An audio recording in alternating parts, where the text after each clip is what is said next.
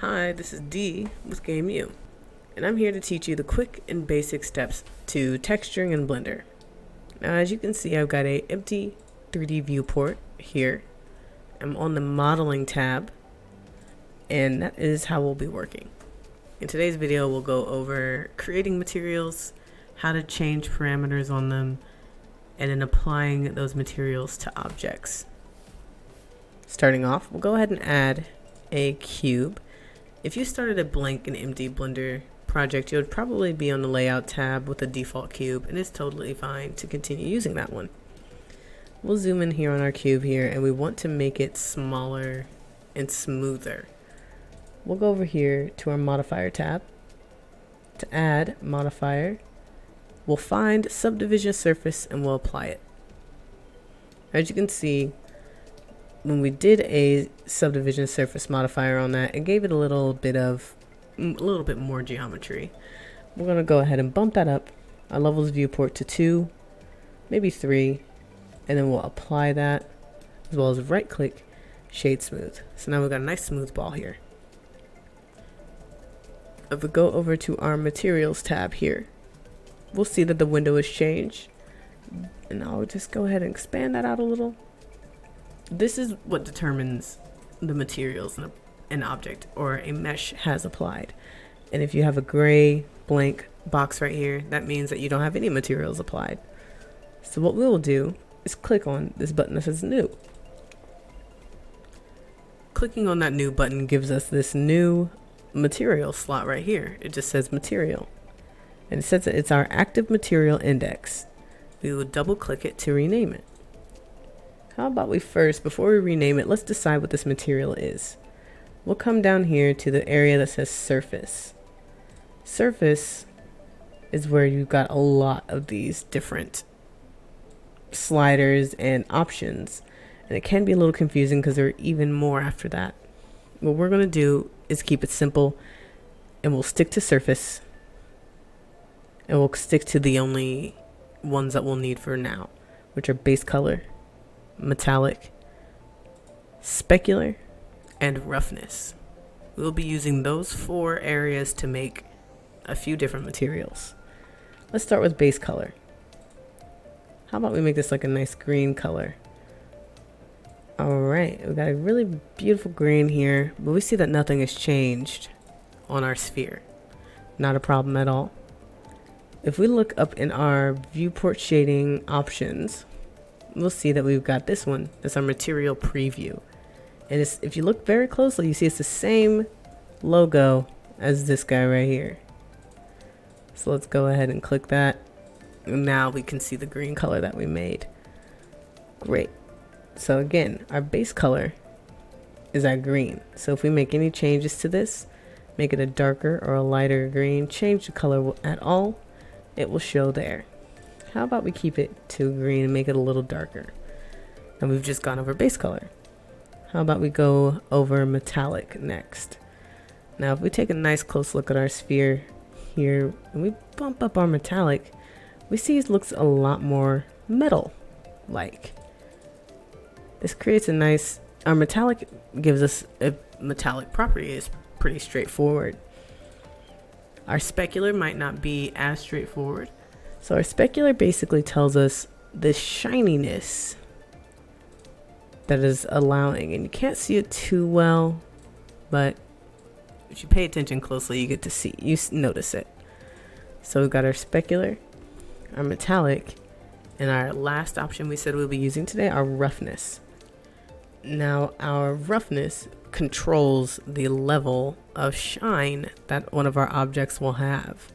So if you bring it all the way up to 1, it's pretty dull, pretty flat. I would say a bit like a dry rock. Whereas when it's brought down, that gives the metallic and our specular the full effect. So if we bring our specular down, don't see too much of a change, but if you bring our metallic down as well, got a flatness here. So what I would like to do is put our specular here to 0.5 and our roughness to 1. This gives us this nice color here.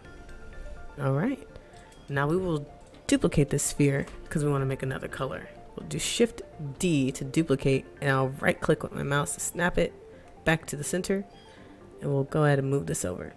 Now we'll see that we've got this green material in here and on here on our cube and our cube.001.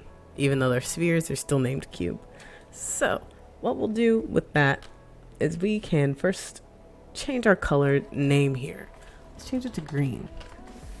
Now whatever that we would do to this green on this sphere will happen on this one as well. Like if we were going to change this color green to blue, it changes on both of them because that green color is just the same material being used multiple times. So I'm going to Control Z and undo that. But let's say we don't want this one to be green. So we'll click this, find this over here, and we'll see it says remove. So what we will do is move back over to our materials tab here.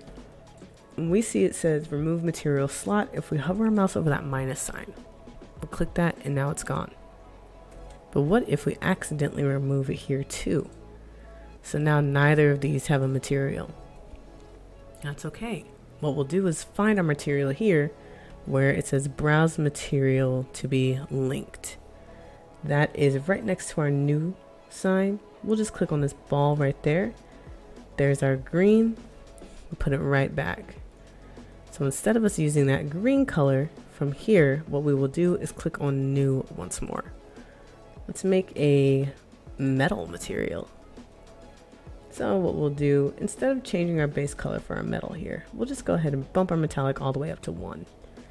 Already looks great. It looks so much different. But let's say we want it to be a little shinier. Let's bring our roughness back down to maybe 0.2. There we go. Got a really nice metal there. And again, our specular won't really do much if our metallic is all the way at 1. So we can just bring it down to 0. We can name this metal. All right, let's make another material. How about we do a Shift D once more to duplicate. Right click your mouse and use your green arrow to pull it to the side. We'll hit the minus sign to get rid of that. We'll click the new to add a new material. And we'll make this one maybe a nice red pink color, but I don't want it to be very shiny at all. In fact, I want it to be very rough. I even want it to be a little lighter than that. So we'll maybe put it around here. Great. We'll name this pink. All right. So we've got a green, a metal, and a pink. And I've just decided that I want our green to be a little shinier, but not too shiny. So I'll bring our roughness down just a tad. And there we go. All right, so we've got these 3 materials. I'm going to move them to the side. I move our spheres to the side, and I'm going to pull up a 3D model that I've done of a little quick pencil. Because this isn't a modeling tutorial, I'm not going to go over that much. Go over the modeling. What I'll do instead is just show us how we will texture. Now we want to make this part of our pencil green, this part pink, and this part metal. But how? Well, how will we do that? Starting off, we'll go ahead and find our green, since it's the biggest area, and we'll just click that. Oh, but it's applying to our whole object. That's happening because we haven't specified any other areas for any other materials to go. Let's find our metal. So what we'll do is we also don't have that, we still have this drop down, but if we click on that here, it just changes the entire material. But we need all 3 of these on our pencil. So what we'll have to do is click this plus sign, and that adds a blank material slot. Now we can see we've got our new and our plus. We can make a new material here, or we can click this and just find our next material. So now we have both our pink and our green on our pencil. Let's add another empty material slot and put our metal there. Okay, so we've got all 3 materials. Great work. But it's not giving us the option to put these in different spots on our pencil.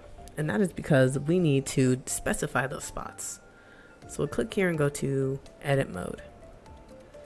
And we've got our green material selected right here. Well, what we'll need to do is say, hey, Blender, I want to make this part of my pencil green. So what you do is click this green button here, and you see we've got these options here. We'll click assign, and now that part is green. We'll find the part that we want to make metal. We'll select all of those parts. Do a quick selection here, and we'll assign, well, we'll click our metal, and then we'll click assign. Great. All right, but what about this part down here? This part needs to be a different color, maybe not green, and maybe not pink, and maybe not metal. So what we'll do is click our plus sign once more. I'm gonna make a new material. We'll assign it here. How about we make this a nice wood color using what we've learned so far? So our base color, now if you click off of this, is totally fine. We'll name our material wood. And we'll change our base color to maybe a warmer color, maybe some orange, bring it down a little bit, make it a little dark. We can bring our roughness up a little on that. And what about these bottom faces here? I'm gonna go ahead and shift click all of these. And we wanna make this maybe a black color like the pencil lead. So, what, 1 and 2, there we go. Let's make a pencil lead color for this. We'll do just like we did for the wood. Do a plus sign right there. We've got an empty slot. We'll click new. We'll name this lead, and we'll change our color to black. And we'll click assign. And I actually think I like all of the default settings for that. Well, you know what? Lead is probably a little shinier, so we'll bring our specular up for our lead. And our roughness down. And there we have a textured object. Now if we want to lay this down, maybe rotate it around a little bit, we could see we've got a beautiful pencil here. All right. And if we ever want to change, maybe we want to make our eraser a little shinier, we can click on our pink color. You can see it on our ball and on our pencil. We can change our specular, bounce that up, and take our roughness and bounce it down. And you can see it's changing on our eraser and on the ball. That's great. So actually I'm going to bring our specular back down here, roughness back up, just not too much. We want a nice little shine on it. About our metallic, we can change our base color of our metallic to a nice kind of off blue maybe. Very cool. And what if we want to change our green to a lighter green? It's close to a yellow kind of color. And that is the basics of your materials. Now again, it's important to make sure you name them so that you don't lose track of what material is what. And that'll be it. Great work.